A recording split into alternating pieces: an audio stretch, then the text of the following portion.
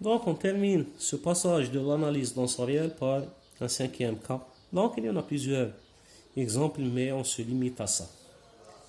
Donc, pour le cinquième, on va essayer de voir un exemple. Pourquoi pas le rotationnel d'un gradient. Donc, j'ai un gradient. Il est égal à quoi? Donc, ce cas, par exemple, un gradient de f est un rotationnel. Donc, si j'ai, par exemple, un écoulement qui dérive d'un potentiel non nul, donc ce potentiel, automatiquement, c'est le gradient de f qui va donner le champ de vecteur. Donc, s'il dérive d'un potentiel non nul, automatiquement, il est rotationnel. Donc, je dois trouver à la fin que rot grade de f égale à 0. On va essayer de démontrer ça. Donc, on va commencer par l'expression de rotationnel. Donc, c'est epsilon et g k. La dérivée automatiquement par rapport à une direction fois la ligne EI. Donc, ici, c'est d. Et en bas, c'est sur dx g. Donc, qu'est-ce qu'il reste ici? L'expression de grade de f. Tout simplement, à l'intérieur, je vais mettre d de f sur d de x. L'indice manquant, c'est le k. De cette façon.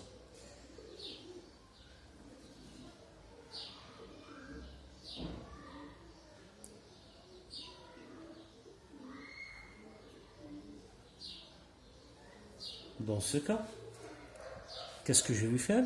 Ici, c'est le deuxième dérivé de f par rapport à k. Donc,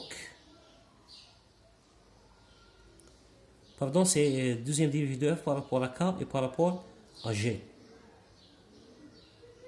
Fois EI.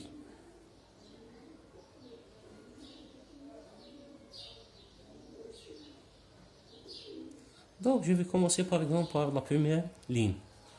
Donc, je peux mettre tout simplement c'est epsilon et g k. La deuxième dérivée de quoi? De f par rapport à d x g d x k fois EI. Donc, je vais développer ça. Donc, par rapport aux lignes, je vais avoir trois lignes. Donc, la première ligne, c'est epsilon 1 g k, deuxième dérivée de f sur dxg dx k. Donc, qu'est-ce qu'il reste ici automatiquement? C'est les permutations entre 2 et 3. Donc, 1, 2, 3 ou bien 1, 3, 2. Par dx2, dx3 ou bien par dx3, dx2. Donc, il s'agit de même terme. Sauf que 1, 2, 3 positif, 1, 3, 2 négatif. Automatiquement, ce terme égale à 0 ici. Donc, en bas, epsilon 2 g k. Deuxième dérivée de f sur dg dxg dx k. Donc ici 2, donc il me reste 1, 2. Ou bien 2, 1. Donc c'est deuxième dérivée de f sur dx1, dx2. Ou bien deuxième dérivée de f dx2, dx1. Donc mes epsilon, j'ai epsilon 2, 1. Pardon, 3. C'est epsilon 2, 3, 2, 1, 3. Ou bien epsilon 2, 3, 1.